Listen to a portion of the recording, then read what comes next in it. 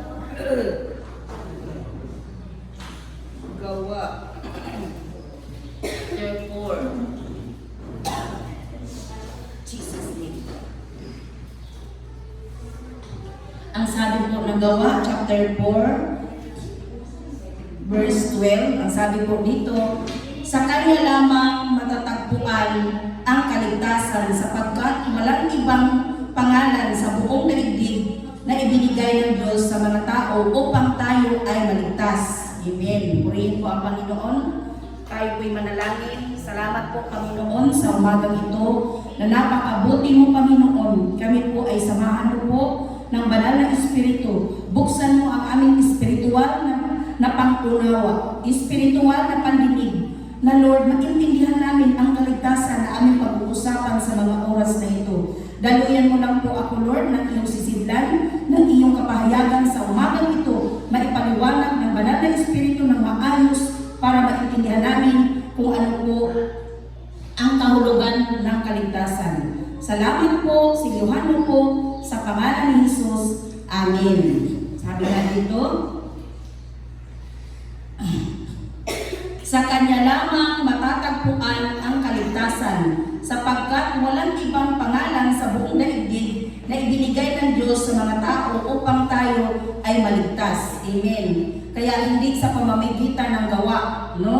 Kaya nga, talagang ang pangalan ng Panginoon, no? Yan talaga ang totoong tunay na magkakaroon tayo ng kaligtasan. Sabi nga ng Biblia, kapag tinanggap mo ang Panginoon bilang Panginoon at tagapagligtas, magsisi tayo sa lahat ng ating kasalanan, tayo po ay magkaroon ng kaligtasan, no? Tayo po ay magkaroon na ng relasyon sa ating Panginoon, no? Kaya salamat sa Panginoon dahil sa awa at habag niya nandito tayo. Dahil sa habag ng Diyos, sa awa niya, tayo po ay nakamana tayo ng kaligtasan, no? Kaya talagang yung kaligtasan na ibinigay sa atin ng Panginoon, talagang tatrabahuin natin ito, no? Tatrabahuin talaga natin ito hanggang sa dumating ang Panginoon. Kaya nga maraming mga pagsubok, ups and down, pero hindi ka dapat makikinag, no? Ang gagawin ng isang mananampalataya, talagang laban lang sa Panginoon, no? Ang daming mga sitwasyon, minsan hindi na pangkaraniwan ang mga sitwasyon na ating pinagdaanan, pero ang lagi natin tatandaan, yung marka ng kaligtasan na tinanggap natin, dapat talaga natin itong pagyamanin, no? Yung kaligtasan na naintindihan mo na sa sarili mo na ikaw ay ligtas na, mayroon ka na rin panahon at mayroon ka rin pangunawa na dapat yung isang tao ay magkaroon din ng kaligtasan, no? Ang dami natin trabaho, purihin ang Panginoon.